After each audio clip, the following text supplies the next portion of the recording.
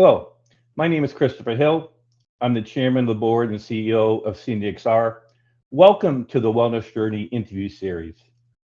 We have a very special guest today. Her name is Shira Boehler. She is a New Orleans native, a mother of four, financial professional, health advocate, lifelong runner, and a lung cancer survivor. For a New York Times bestselling book, One Scan Saved My Life, how one woman's story would change the way we detect lung cancer. Shira, welcome to the Wellness Journey interview. Hi, Chris. Thank you so much for having me. I'm really excited and honored to be here. Well, it's great to have you, and it's great to get to know you a little bit. We learned so much from reading your book, and there's so much to unpack, but I still can't get it out of my head, the headline, which we won't bury here, which is lung cancer kills more women than breast, ovarian, and cervical cancers combined. That just blew me away. And I guess my question, Shira, is why did it take your personal journey in this book to learn this incredible fact? You're right, Chris. When I learned that fact and I was laying horizontal in a hospital bed hours after they'd removed half my right lung, I realized that I was the luckiest girl in the world that I caught the lung cancer early and had the opportunity to have half my right lung removed, but that I was not unique in my diagnosis. And I think it was at that point that I decided we need to make a change. And if that meant starting with a book as an anchor and working from the top down with the current administration and insurance companies, as well as the bottom up with everyday people like myself and you and patients, as well as our doctors, that was going to be my next, mission in life, because I did feel like one of the luckiest girls. Well, thank you. You did get this mission going here. As we've learned from you, that lung cancer is so deadly because it's not discovered early when the cancer rate can be a recovery rate can be so high. You are a never smoker. You never puffed a cigarette. You had no symptoms, but you were able to discover this fast-growing stage 1B lung cancer, including coming from a family where your father was a lung specialist. Tell us about the importance of preventative care, and in particular, your journey to get that one scan that saved your life. Yeah. Because I often tell people that I'm very focused on healthcare, not sick care. And in this country, we've kind of turned things upside down and focus on sick care. We don't go to the doctor unless we're sick. We don't go to the doctor unless we have a symptom, instead of being more proactive and preventative in our own health journey. And so, to be honest, my dad is a lung doctor. I was raised that if you smoke a cigarette, you get lung cancer. So I've never touched a cigarette for fear that my father would find out. My mom's a pediatrician. I've always tried to eat out of the fridge, not the pantry. I've pushed my children to do the same. Both my brothers are doctors. I grew up in a community where we really did focus on healthcare, not sick care. And my husband and I have a healthcare investment firm. And so today, we're also still very invested in the healthcare community. And so one of the things that my husband and I have always done from the beginning is all the things you can do. So if they have a new test out there, we sign up for it. So back, 15 years ago when 23andMe started, I was one of the first people to spit in the vial. When the Gallery Grail blood test came out, I started doing that annually for the last 6 years. When the genome sequencing became available, my husband and I did that full genome sequencing at Harvard. And then when the full body MRI became available, we did that. No symptoms, no issues, more interested in, what is the app going to look like? How are we going to look on the inside? Is this a good thing that we should all do to, take control of our health and have that preventative health care instead of sick care? To be honest, though, I am the most claustrophobic person in the world. I inherited that wonderful trait from my mother, and having a full body MRI is extremely scary for me. So I do the breast MRI and the breast mammograms and the ultrasounds, and I can handle that once a year by squeezing the Valium in my fingers so I can kind of feel it through osmosis. I don't actually want to take it. I don't want to ruin my day, but I am extremely claustrophobic. So when we signed up for the full body MRI, my husband and I said no and I canceled it. and he rescheduled me, and I said no, and I canceled it again. And I think we went back 3 or 4 times. We were in New York. I wanted to see my friends. We had work meetings. The last thing I wanted to do was lay for an hour. Uh-oh, Chris, I lost you. Okay. The last thing I wanted to do was lay for an hour in a full body machine. He ultimately won. He's a bit of a bulldozer. And I went and did it, very angry at him. And the report actually came back with no real issues. It pointed out, that I have thyroid disease, which I knew. I've been taking thyroid medicine since I was 24. And there was a minor finding that it noted that I had a 3.8 centimeter mass in my lung. But it stated it was minor and not to really worry if I had no symptoms. And I didn't. I was running 6 miles multiple mornings a week. I had that morning. I sent the report to, my dad. He kind of rolled his eyes. Being a doctor, he wasn't as on board with these full body MRIs as he is now. And he also told me that lungs are not great to look at through an MRI. They're better through a low dose CT, which I thought was interesting. So an MRI is great for dense organs like a kidney or a liver or breast tissue. Not as great for lungs because they're very porous and full of air. So he recommended I could follow up with a low dose CT. But like I said, it said that not to worry if I had no symptoms. And the reality is that I learned later is you don't actually have symptoms from lung cancer until it's too late. So you can't fill your lungs with your hand like you could breast tissue. You can't feel your lungs when you're breathing that much because your healthy lungs will compensate. And then your lungs don't have nerves at all. So you don't actually feel them that often. And so it was the low dose CT that I did a few months later that was ordered by a doctor of mine that came back with a 4.2 centimeter mass. And that report was done in Nashville. And it also stated, if no symptoms, don't worry or consider follow-up in 3 to 6 months. Luckily, I am the daughter of a lung doctor, and he took one look. Luckily, my closest girlfriend in Nashville is a lung radiology specialist, and she took one look. And I woke up on a Monday morning. I ran 6 miles. I went and did a third scan just 3 days after that second scan and walked into the pulmonary specialist office, and they told me I had lung cancer, which I promptly told them they were wrong, that my hair was sweaty. I just run 6 miles, that the EMR, electronic medical record, had some crosshairs, and I was fine. And the pulmonologist said, I understand you think you're fine. You have a bronchoscopy scheduled tomorrow where we're going to put you under and take a biopsy because you have lung cancer. And I kept saying, that's malpractice. This is an EMR issue. I'm fine. And he said, I understand that you think that. We are doing a bronch tomorrow.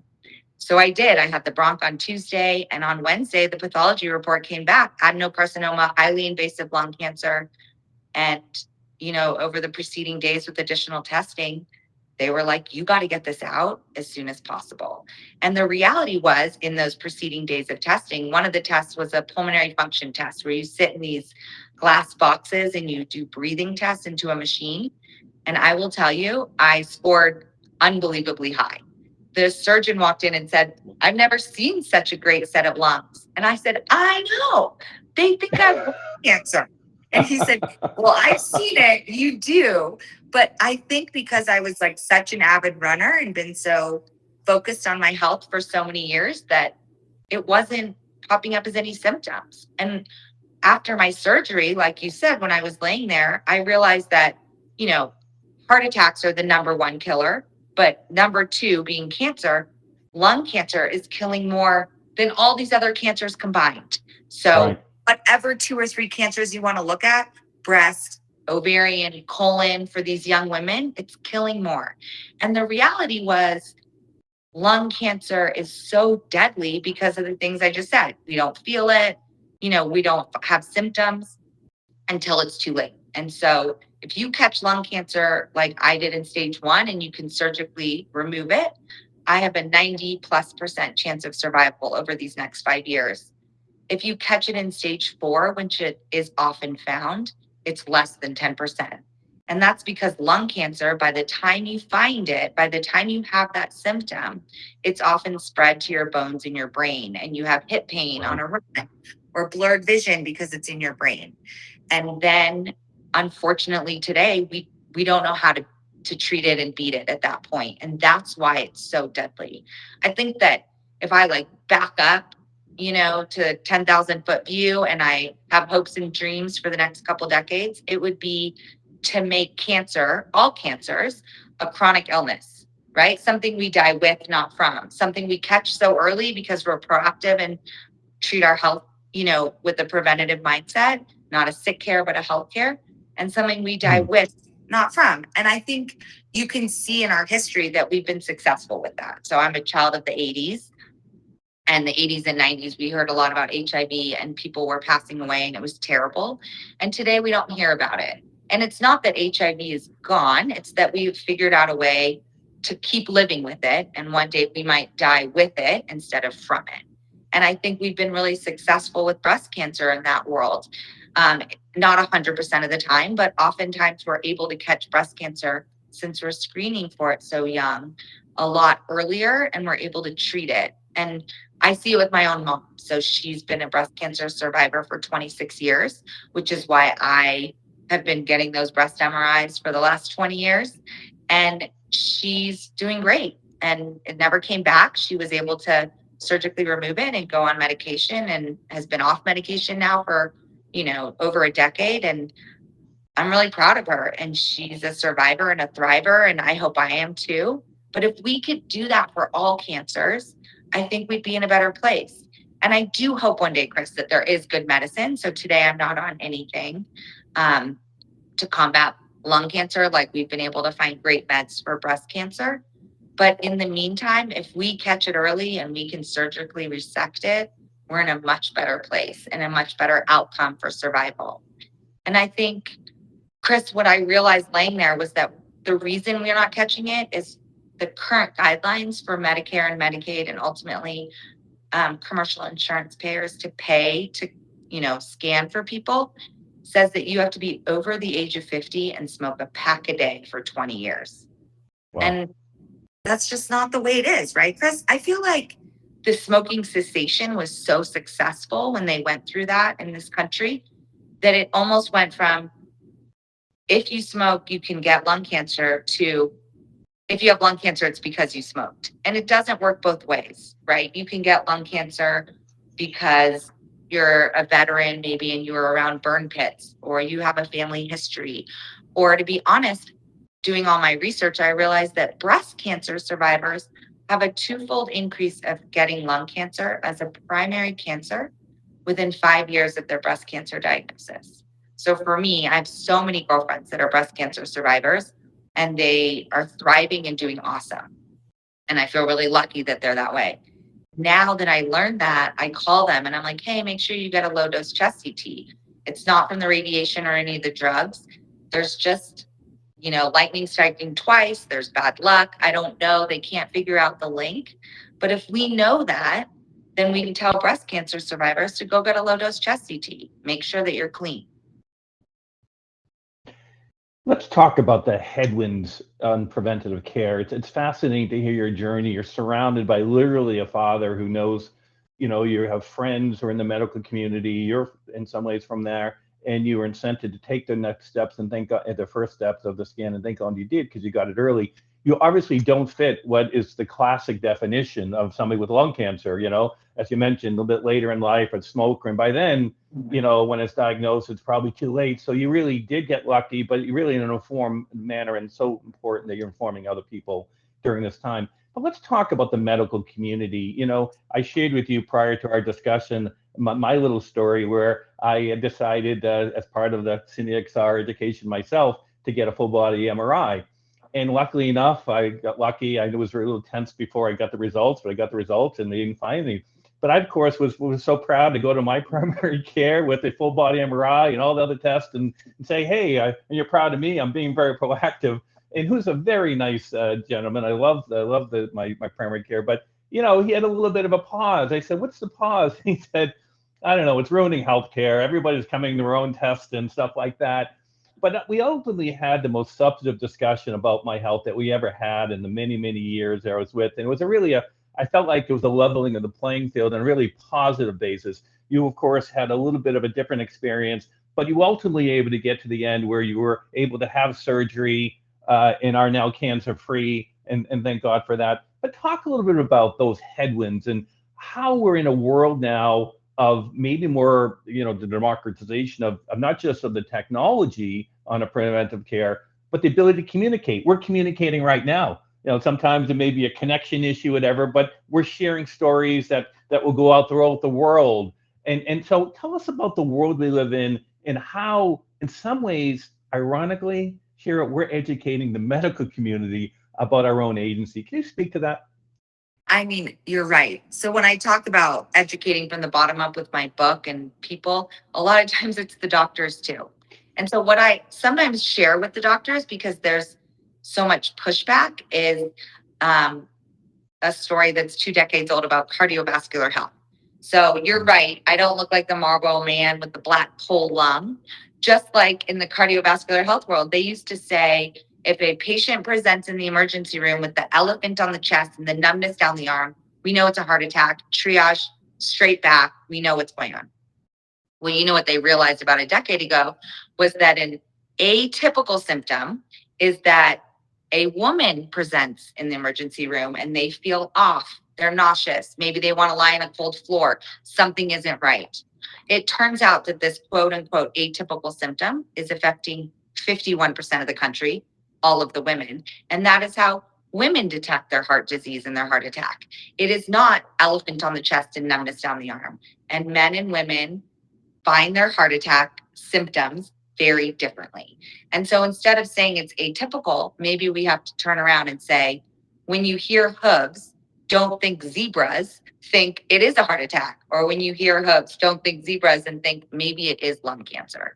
And so I think we just have to re-educate from the medical schools to the current doctors. And I think that there is an uptick in lung cancer today than there was before, and we don't know why. So they've done studies in Asia and found that women, non-smoking, never smoking women, were actually getting lung cancer at a faster rate than the smoking man counterpart. And they don't know why. Interesting. Yeah, so they've done some studies on that. They thought maybe, oh, it's cooking oils. So I'll tell you, Chris, I don't cook, so it's not my cooking oils.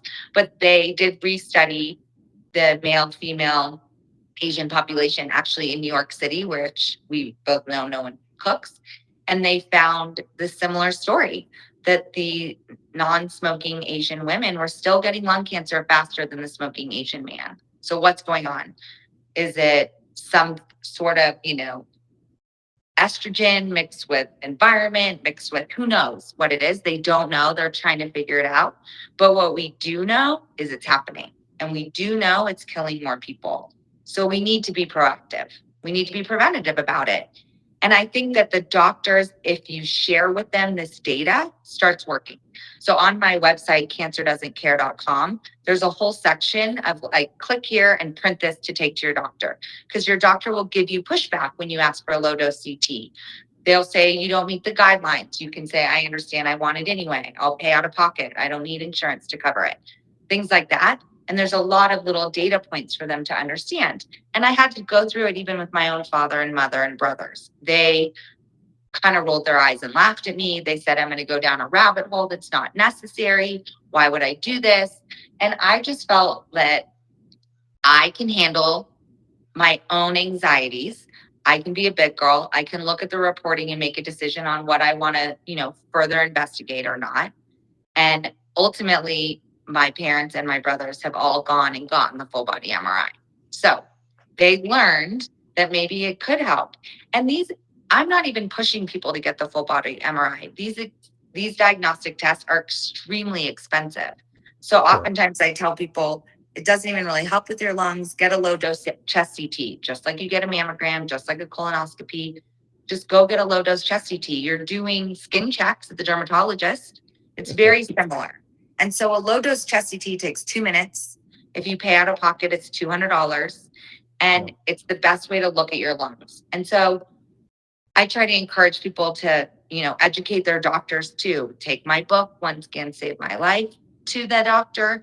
Just print the page from Cancer Doesn't Care to the doctor and just explain, I want to focus on my health and work on health care, not sick care.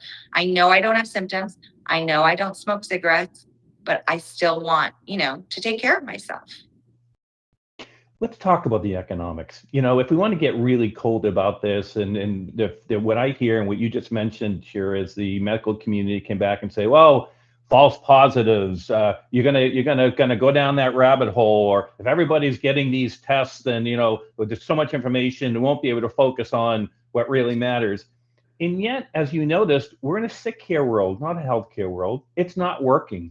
What's out there now, where you wait to present with the problem and it's too late, costs, even just at a base, costs so much to the doctor, the medical community, and the insurance community. And do we feel in our lifetime that there will be a shift where people will realize, well, it turns out if you get preventative care and you trust people to be able to take that information as an adult, that the community will actually save money because we kept something at stage 1, not stage 4. You're right, Chris, they do. I actually had some national big insurance companies run backdated claims analysis for me. And they looked at the last couple decades and they said, okay, if we're giving all of our patients over the age of 40 one of these low dose CTs, which $200, probably less if you're the insurance payer, where does it look for us financially? And you know what they found? They save lives and money. Both things are true. Because for me, as an example, I had the chest CT, a bronchoscopy. I met a surgeon. I had a nuclear medicine doctor do a PET scan, and then I had surgery. It was over a 1-week process. If I add it all up, I should probably go back and add it up. I bet I spent, or the bills, not what the insurance paid, but the bills that the hospital sent and everything like that was probably around, let's say, 125,000, which would then make it probably less than 100,000 for the insurance company. I'm not on chemo drugs, very expensive. Radiation, immunotherapies, not on anything, very expensive. My kids and I probably need a little therapy for other reasons, but they're not losing their mom. I'm not increasing health, nanny spend. My husband probably should see someone too, but we're not. But you know what I mean? It is a ripple effect through a family, through a community. I often think about my friend Susan. So Anne Wojcicki and Janet Wojcicki are Susan's sisters. They have started the Susan Wojcicki Foundation for Focus on Lung Cancer. Susan was the CEO of YouTube. And Anne and Janet, her sisters, wrote the foreword in my book, and they are old friends that I met when I was 21. And Susan was the CEO of YouTube on a run, and her hip hurt, and ultimately found that it was lung cancer and it spread to her bones, and she passed away. How much did YouTube lose? Where would YouTube be today if she was still the CEO? Her sisters, her 5 kids, and one passed away. Her dad passed away. Her mom, her widowed husband. I mean, the ripple through this family breaks my heart. And Anne and I talk all the time, and it is so hard on them that they lost their sister, who was an avid runner, super healthy, active, did all the right things, and found lung cancer in her hip. And Anne just said it to me recently, like, I'm so grateful Shira's sitting here, but like, where's my sister? And if she'd had that scan, she'd be here too.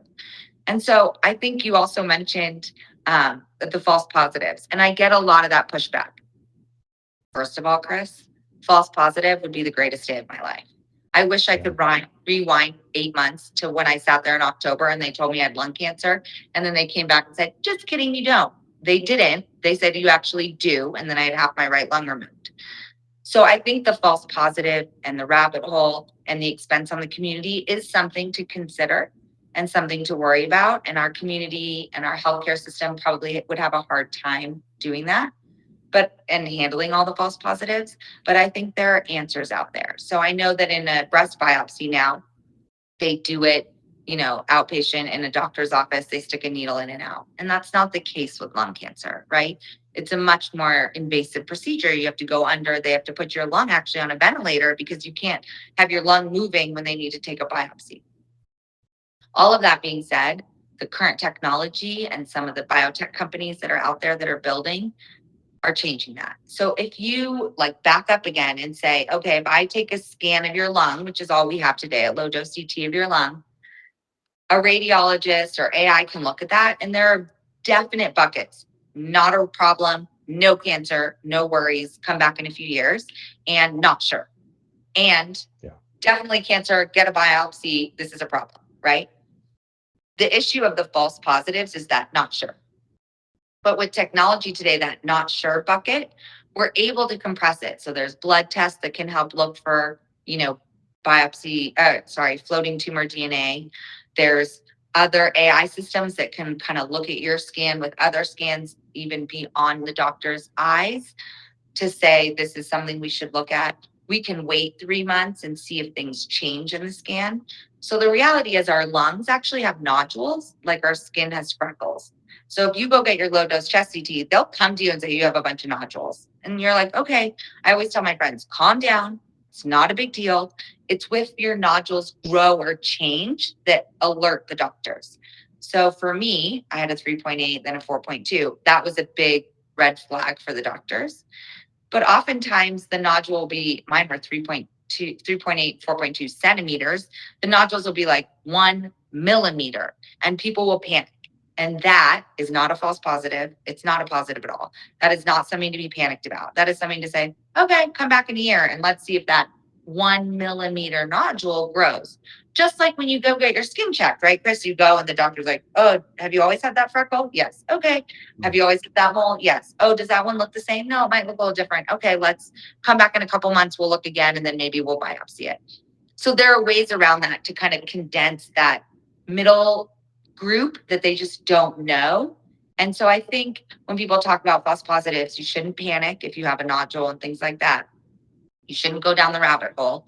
You should just let your doctor kind of make the decision and say, let's come back in 6 months for a follow-up, or let's take this blood test and see if there's any floating tumor DNA that would be an alarming, blood test, instead of in the panic of, now I need my lung removed because there's a 2 millimeter nodule. We talk about the cost of things, and what is the price of peace of mind? To really, even to know that something's there, but to be able to deal with it head on, have the opportunity to do it, which you did. And as you think about your journey, you went ahead and had surgery, and were able to remove the cancer, and are healthy and still and running again. Yeah. Yeah, I am back to running. So, I had my surgery in October. yeah. Monday, October 6th. I was back on an airplane early November and back to running by mid-November, and skiing at 10,000 feet in December.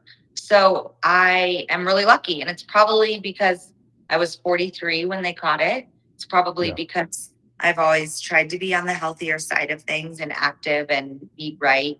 And I also think I was really lucky. That's what I always say. And I always think it's funny to say, I'm so lucky I have lung cancer. But I think it's really lucky that I have lung cancer that I caught so early. And with the support of friends and family. I know Dr. Oz is one of your personal friends, and apparently a fellow basketball player. But hopefully there are more enlightened doctors and insurance companies that will step up and help us move from a sick care system to a well care system. I think that the education, and certainly you're providing as part of your effort, but for other people that are providing education, so that people can take personal agency and go forward on an informed basis, and be an advocate, right, for themselves and their family. I want to take the camera back a little bit on your overall journey. As you talk about the statistics and you've become such an expert of this topic. And as I was listening to your book and all the ins and outs of of lung cancer, but I guess my question is, as you take the step back, what advice do you have your community about how to get through this journey? I mean, even, it's funny, even after the surgery, there's a recovery period, not even just physically, but emotionally, psychologically. And you've taken that energy and channeled it into educating others, which is a life decision unto itself. Tell us a little bit about what advice do you have as you think about this. What were the best practices to get you through that journey? Obviously, family is very important, but even telling your family about what's going on or leaning on your family is a real challenge sometimes. What advice do you have, even to present day, to get through this very difficult period? It's interesting you say that. I think I probably have more energy than normal average people do. And I had to figure out a way to channel that. So my primary care doctor, when I was going through all this, she used the analogy of a lifeboat. And she said, Shira, everything in your lifeboat is running, talking to your friends, being really active. And that's how you kind of calm yourself and save face. She said, you're having your lung removed. You're going to be in the hospital. You're not going to be able to be active and run and talk to all your friends and be as social as you would normally be. You need to find other things to put in your lifeboat for a little bit. And it was through that, and also through my surgeon, actually, that he said a third of his thoracic surgery patients he finds become extremely depressed after surgery, which I thought was interesting. And he said, I want you to be proactive on it. And so the day after surgery, I started some anti-anxiety depression type medicine. I started seeing a therapist about it. And I tried to be as proactive and preventative, even in that, mental health capacity from day one after surgery. Not before surgery, because they didn't want to introduce new things before surgery, but day one after. And I, navigated the next few months with that. I've since wound off of it. I only did it a couple months and things like that. But I think that helped me during that. I knew that I couldn't run, which is how I, calm myself. And I knew that I couldn't bop around and host people and do all these fun things. So I had to figure something out. I did rely on my family a lot to help with the kids. And I tried to just channel my energy other ways. So you mentioned Dr. Oz. He was one of my first phone calls. So he's a thoracic surgeon. And I said, Mehmet, they told me I had lung cancer. And he said, no, you just played basketball last week with me. I said, I know. And I ran this morning. This is crazy. And we went back and forth. And he was actually one of the people that encouraged me to write the book. So he said, I want you to meet my publisher. Think about writing a book. You need an anchor. You'll channel a lot of your energy through that. And it was through that and talking to other survivors that I realized, that maybe this was going to be a new life goal. I think, Chris, one of the saddest things for me in this whole process is actually being a lung cancer survivor is really lonely because not many of us beat it. So I often look to my breast cancer survivor friends and to others because we're a very small group. And even if I find lung cancer survivors, which I have many, they are often secretive about their cancer journey. There's so much negative stigma around lung cancer. People assume that you um, are a smoking individual or you deserved it because you chose a unhealthy lifestyle, which isn't true. And I think that I've been able to work with some of those individuals to have them come out and say, I have lung cancer, but there are often a lot more that don't want to. So I think changing the stigma. And I think that was the case a couple decades ago with breast cancer. I think a lot of individuals didn't want to share it. They felt like, did I do something wrong? What, caused this? And as we've learned, they didn't. We don't think they did. And not everyone did something wrong to deserve lung cancer. And even if you smoke, it's okay. You don't deserve lung cancer. It is a hard thing to kick, to stop. It's, very addictive, as we know. And I just don't think people should blame themselves or their peers. And we need to change that. I mentioned my mom earlier. I think what was interesting for me in those few months following my diagnosis is that when my mom was diagnosed with breast cancer, people would say, how can we help? Can we drive the kids? Can I make you dinner? What can I do to help you? Can I drive you to your chemo appointments? How can I be involved? Chris, when I would tell people that I had lung cancer, they would say, oh, I didn't realize you smoked. And I would say, oh, what? What? I've never puffed a cigarette. And they're like, oh, well, you have lung cancer. And I'd say, right. I've never puffed a cigarette and it's killing more young, healthy women than breast, ovarian, and colon combined. And I would try to say it with a smile. And at first it would make me angry, Chris. I was like, how about can I make food or can I help you drive the kids? Why are you blaming me? I don't deserve it. And a smoker doesn't deserve it. And a healthy man or old man or young woman, no one deserves it. And why is that something you're justifying? I have people ask me, oh, do you use hairspray? I don't. Do you cook? No. Do you do your laundry? Actually, I don't do that either, Chris. Like, do you want me to just keep going? I don't get my manicures. I'm just not that person. They say, oh, well, maybe you grew up in a, toxic, secondhand smoke or toxic, environment. And I'm like, I grew up on the beach in Santa Barbara. Seems pretty fresh, clean air there.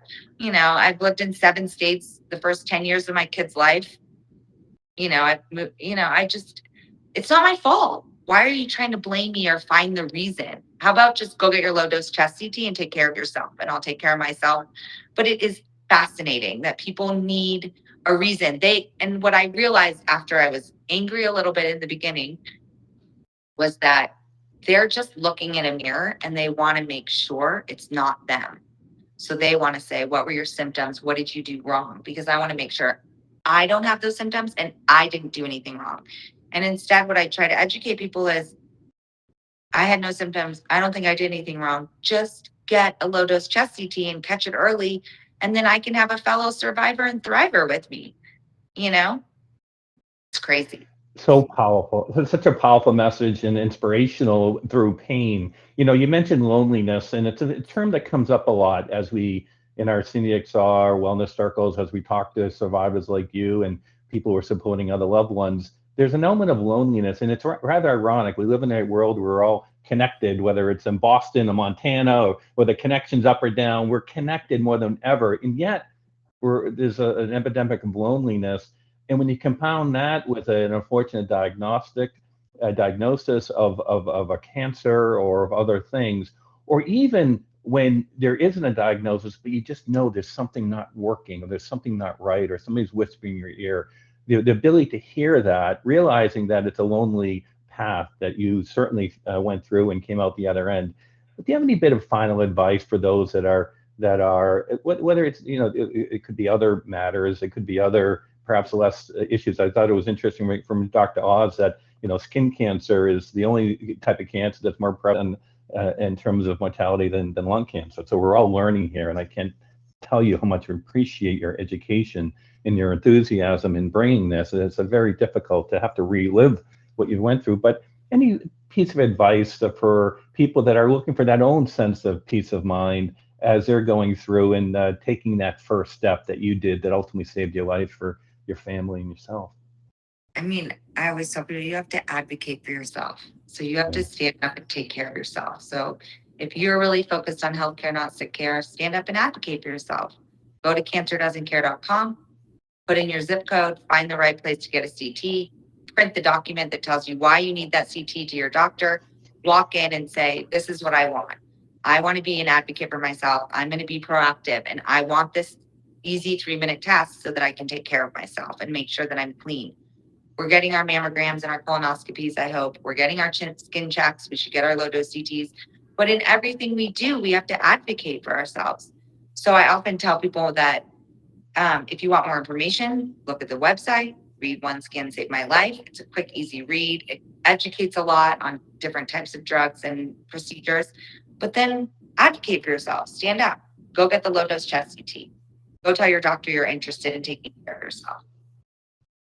Such a powerful message. Again, Shira, One Scan Saved My Life. Although I have the book, I did share with Shira at the time I listened to the audiobook, which she had the courage to read herself. I'm not sure I would be as courageous as you were, but to get that personal story, you could hear it in your voice, and just to hear your enthusiasm for a subject that is just so painful in some ways, but also life affirming. And Shira, I just want to thank you on behalf of the CNXR wellness community to take your time to share your learnings and to share the essence of who you are, because it really, really does come through. Thank you so much for your time.